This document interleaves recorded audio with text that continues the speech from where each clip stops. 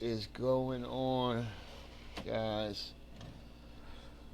Good morning, or, well, morning, should I say.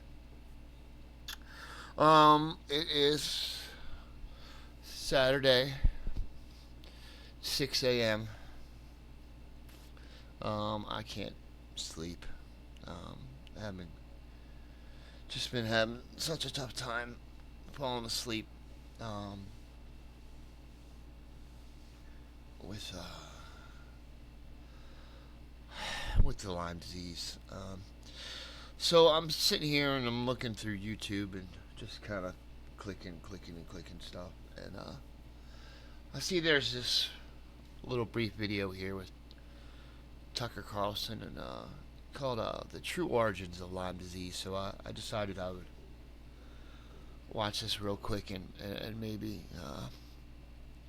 give a little comment on it. Um, to just see what it is. Um, since Ren's come, you know,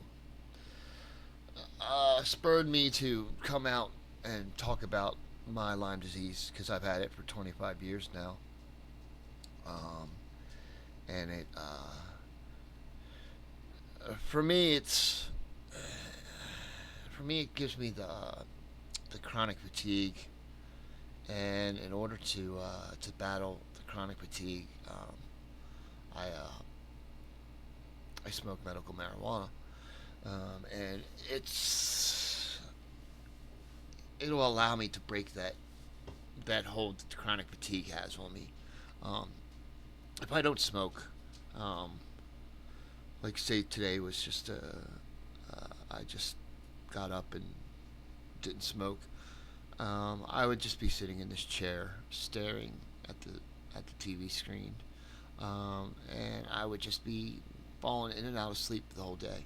Um, Doze off a little bit here, and be asleep for 15, 20 minutes, and then I'll be awake, and then that process will repeat over and over and over throughout the whole course of the day. But the thing is that it won't ever be. It's never the kind of sleep where you feel refreshed. I don't remember the last day that I woke up and the term bright eye and bushy tailed fit, because I don't get that anymore. I don't have that feeling of fulfillment when I sleep. If I do sleep, I wake up and I'm in a fog. I'm in a daze. Um, I feel like a zombie. I feel like my brain's half dead. Like just not, it's not connecting. Um, and and my head won't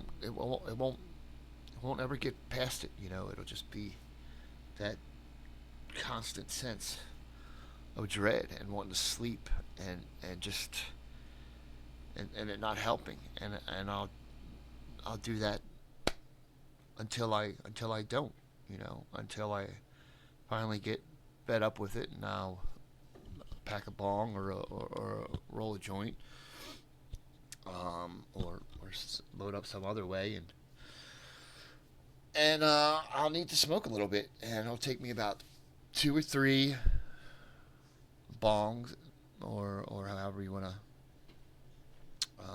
judge it, but it'll take me a good 15, 20 minutes of smoking before I'll start to feel like that chronic fatigue is backing off of me, is backing off of my head, and it will, and the marijuana, it'll help, it'll beat it back, and I'll be able to function. I'll be able to do things. I can record a few videos here, or do a few sale listings, or whatever. But it'll it'll give me the energy. It'll give me a little boost, and I just got to keep doing this throughout the day. Um, and as soon as I stop, it'll all just come slowly moving back in on me. Um, but that's it. That's my experience. That's my day to day with the Lyme disease. It's battling the oncoming crush of chronic fatigue all the time, and the dealing with the neuropathy. Like Ren, has all these the body pains or whatever. I don't. They're not pains for me. Very rarely are they pains. If they are, it's just like a pinch feeling, or like a bee sting maybe, or bug bite. Something that just a momentary uh, moment of pain. But mostly it's just it's itchy. I feel like I'm itching all over my body. I feel like there's just stuff crawling on me, and I feel like a crackhead. Like I'm just always I'm always scratching myself. I'm always picking at myself, and the clothes don't feel right, and just every part of my body just hasn't. It's like having a little brother or an obnoxious kid just poking you with things or whatever whenever you turn your back and you think you're okay, and then all of a sudden you just, and I woke up in the middle of the night. I find myself, I'm walking around and I've got no pants on. I've got no clothes on because I kicked them all off in the middle of the night, and because I couldn't stand the way they felt on me, and things like that. So anyway, here we are with me doing a lot of jibber jabber, not talking about anything else. But let's see where they're going with this, and see what we could talk about. All right, all right. If you live in certain parts of this country, rural areas particularly, you know people who have or who have had Lyme disease. And for some of them, maybe most, it's not a huge deal. You go in and you get a big dose of antibiotics, you have some symptoms, and then it seems to go away. But for some percentage, and you may know these people too, it's totally life-destroying. It's years in bed. It's agony. It's really the end of your productive life. So what is that exactly? What is Lyme disease? Well, there's still an active debate about that very basic question. Some have dismissed it as a... So that's where I am. I'm right in the middle there. I'm right in the middle of where you're incapacitated by it, and you can't do anything more than it, or you quickly. I got diagnosed with it within a month, and so I didn't have it a long time. I guess just long enough for it to do it. My cousin, she had it. She works around animals. She got it, and she has no effects. No, she says she has never suffered one effect after it, to this day. So she has no idea what I'm talking about when I talk about chronic Lyme and having this disease afterwards. But yeah, there you go. Some people, it's just boom, they're cured and they're fine, and they never have to think about it again, ever, for the rest of their life. And then it just doesn't go away for some of us. It just gets in, and it just burrows in, and it just hides under the surface and tortures us. All right, anyway. As a psychological symptom, actually. But even people who acknowledge that it's a physical syndrome aren't always very clear, and they're certainly not in agreement with one another about what it is or where it came from. So back in 2008, a woman called Chris Newby produced a documentary about Lyme. At that point, it was becoming a very serious global illness, and its origins were mysterious, unknown. People whispered about it, but no one could be certain. That This is something. Now, this reminds me of something that my mom brought up to me recently. We were talking about it, and she was talking about the fact that her growing up, they never had to worry about Lyme disease, and that this theory that it is a man-made disease illness that we created as a biological weapon that has now, of course, gotten out and gotten free, and is now wreaking havoc on us, just like COVID.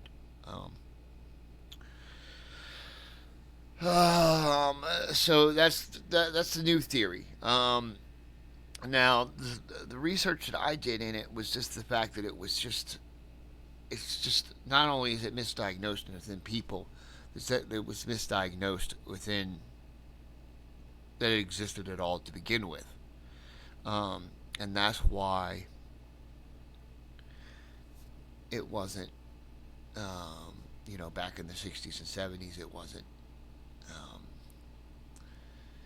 an epidemic, or it wasn't known. It was just being found, so it was being diagnosed as other things.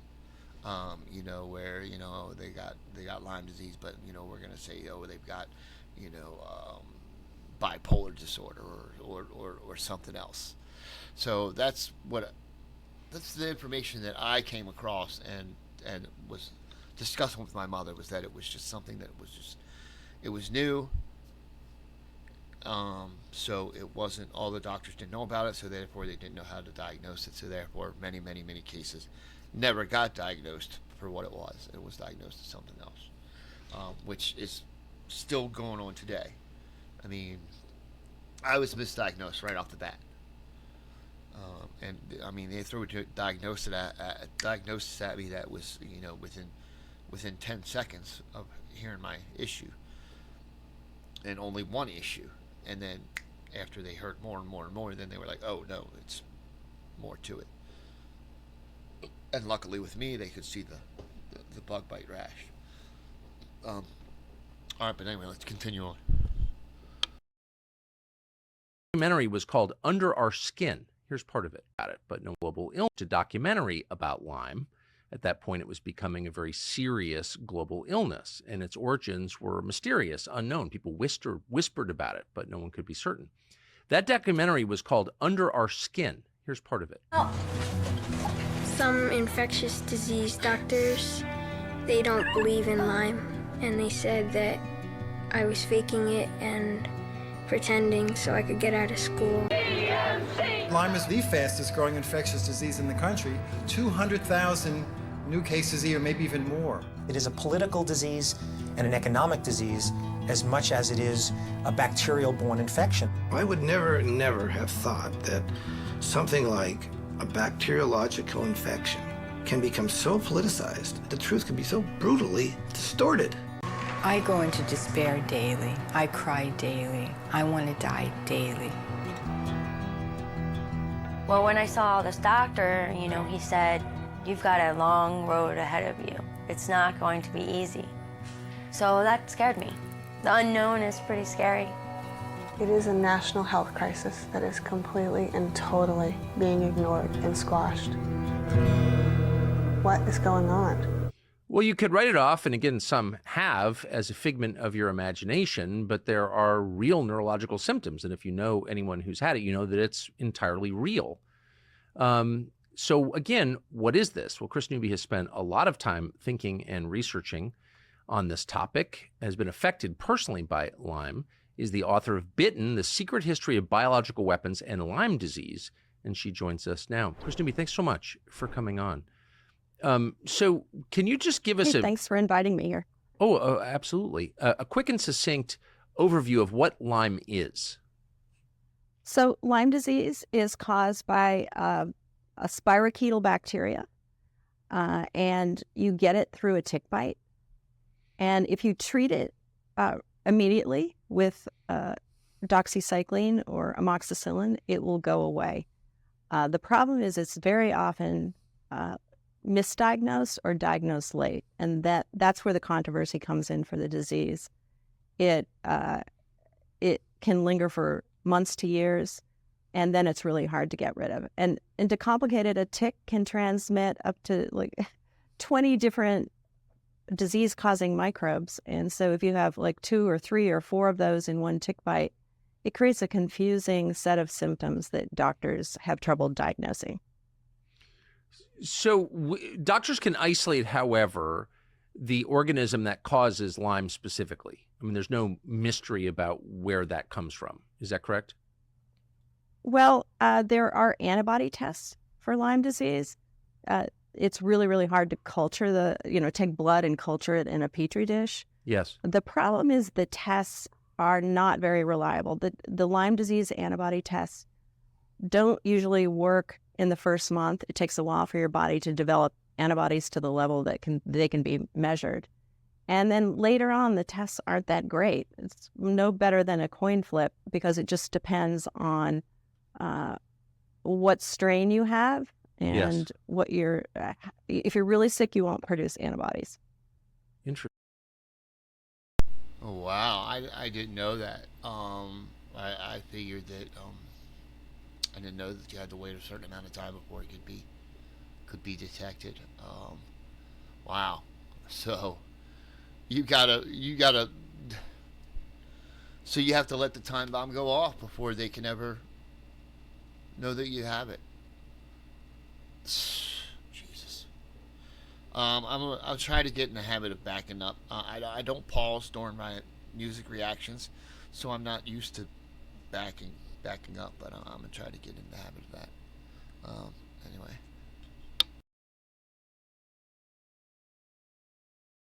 Because it just depends on what strain you have and what if you're really sick, you won't produce antibodies. Interesting.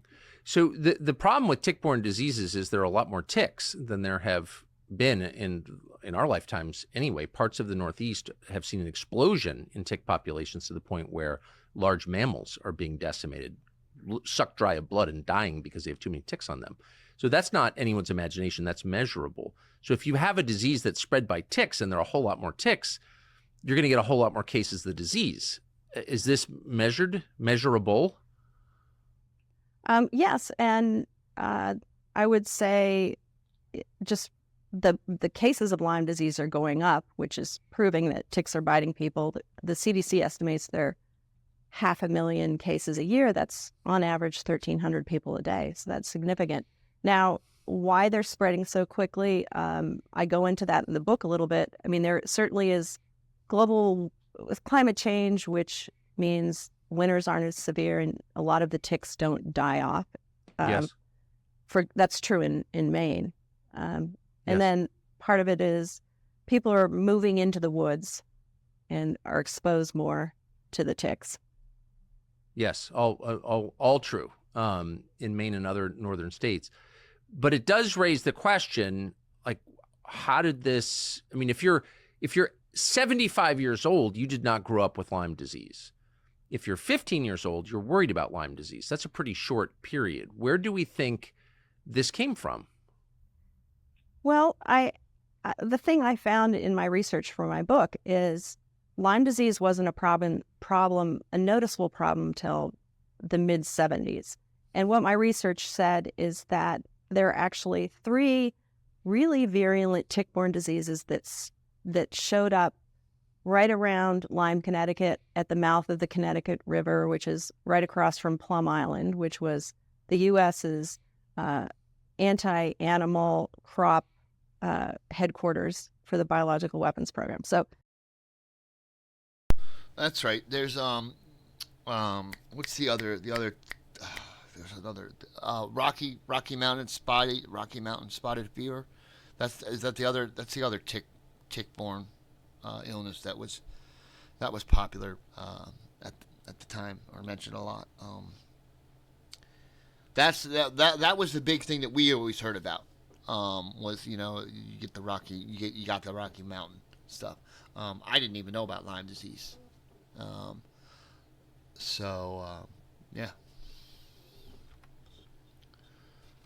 Animal crop headquarters for the biological weapons program. So late 60s, the peak of the biological weapons program in the U.S., these 3 freaky diseases showed up. So that was Lyme arthritis caused by the spirochete.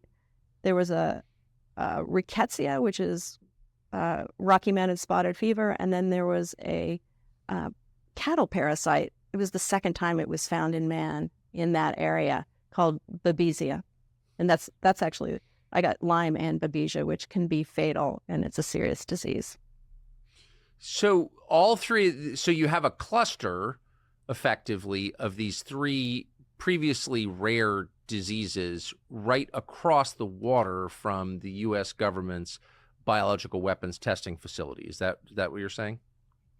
Yeah, and it's, if you're like working for the CDC and on the lookout for natural versus unnatural disease outbreaks, having 3 new tick-borne diseases show up, extra deadly disease-causing than in the past, it would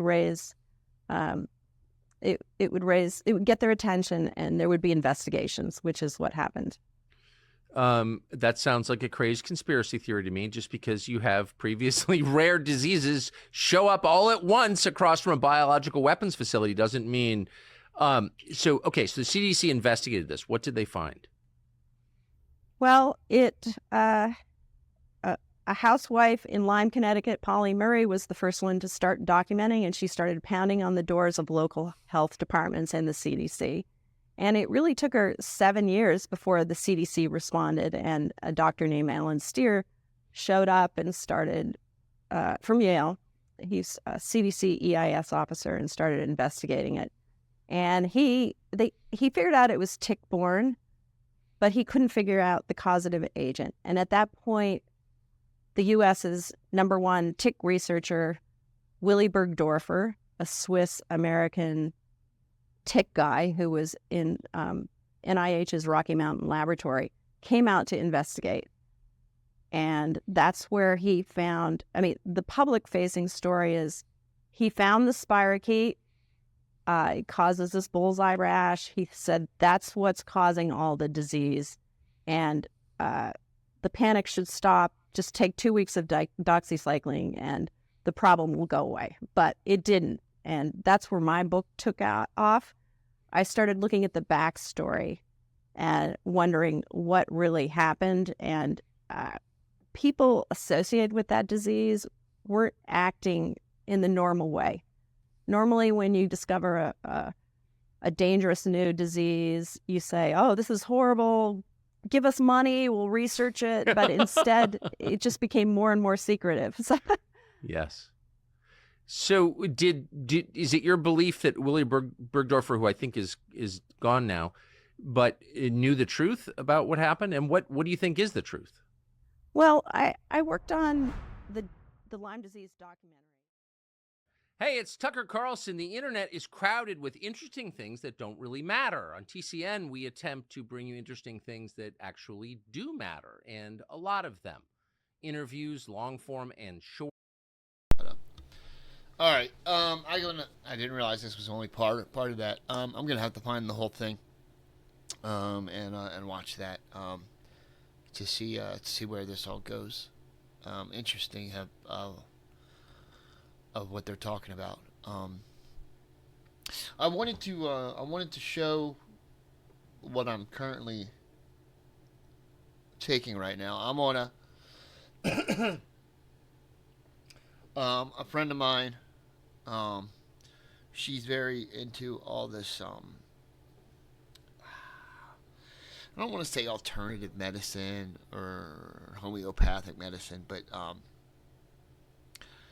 her and her husband have had medical issues, and they've also been advocates of medical marijuana. They've done a lot of they do a lot of making their own pills with CBD and marijuana oil and stuff. But anyway, they make their own medicines, their own soaps. They make all this stuff with for them and their relatives and stuff like that. But anyway, through her experience going through things, there's a 2-month protocol for Lyme disease that is supposed to The theory of the paper that I read that went with the protocol is that there is a little worm, and I just pictured like the worm in a bottle of tequila, but there's a little worm in the middle of my brain somewhere that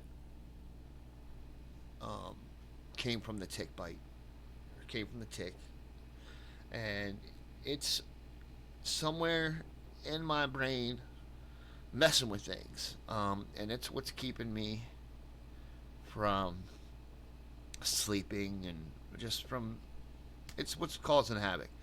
It's just one little worm in there just pulling buttons and flipping switches, and just causing chaos. And according to this protocol, the 2-week course of doxycycline, it's not long enough to destroy this little bug in there. So I am on a 2-month protocol, which is taking doxycycline for 2 whole months, along with some other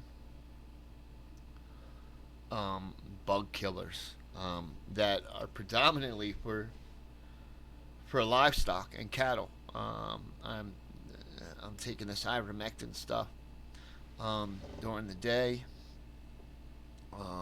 which is god awful.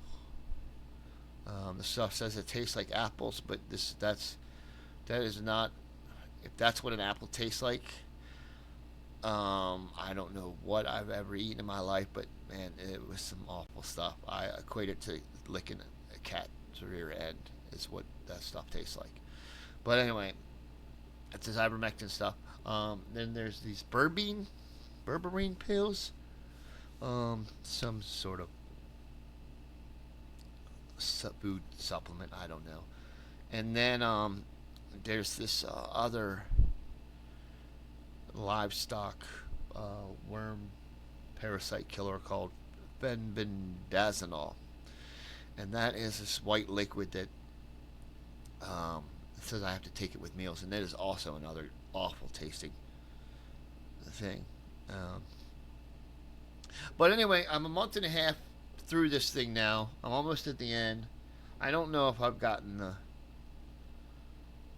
dosage right, because I'm trying to change the dosage from animal to human, and I don't think I did the math right. But she told me that I would go through all of my meds by the time the protocol was over, and I still have 8/10 of this thing of fenbendazole, and I'm only supposed to take it for 5 days coming up. So I got a feeling I'm just gonna take all of that over the next 2 weeks, just to get it into my body. I don't know. So anyway, I don't have much faith in this protocol right now. I feel a little better at the moment, but I don't know. It's not. I haven't gotten any sleep. There's been no sleep. There's no dreaming anymore. Of course, that could be just with the marijuana too. That you tend to not dream very much. But I lost my train of thought. Completely lost it. Sorry, thinking about something I have to do today. All right, I think we should wrap this up. Half an hour spent on this is too long. But anyway, since Rand came out and he's been talking about his problems, his issues with Lyme disease, his battle, I didn't know that there was resources out there that well, there wasn't any resources out there when I got the Lyme disease. This is 25 years ago. There was nothing. I mean, the doctor told me that I was due for a life of issues, but yet a doctor telling me that at the hospital, at the doctor's office, and then I come home and I type in chronic Lyme or Lyme disease, and it just doesn't. There was nothing about living with it or dealing with the effects of it long term. Nothing. I'm like, what are they talking about? Why is he talking about the fact that I'm going to need to see a specialist for the rest of my life? And yet I find nothing here on what are they going to do? What are they going to do for me? Because there's nothing being done. There's nothing being mentioned online that there's any cure or hope for dealing with it. So I'm like, what am I going to be seeing a specialist for? What's he going to be doing for me? So that's why I've just been dealing with this for the past 25 years, just dealing with it quietly by myself, silently suffering. Because there was just nothing. There was nowhere to go. So as I find more stuff on here, I'm going to try to bring it to my channel and post about it so that I can make, hopefully I can help other people. Hopefully we can find a way to beat this thing. And that would be wonderful if we could beat this thing in my lifetime. But anyway, all right, I'm done. I'm shutting up. It's 6:30 in the morning. I'm babbling like a fool. Anyway, that's it, guys. Thanks for dealing with me. And till the next time. Later.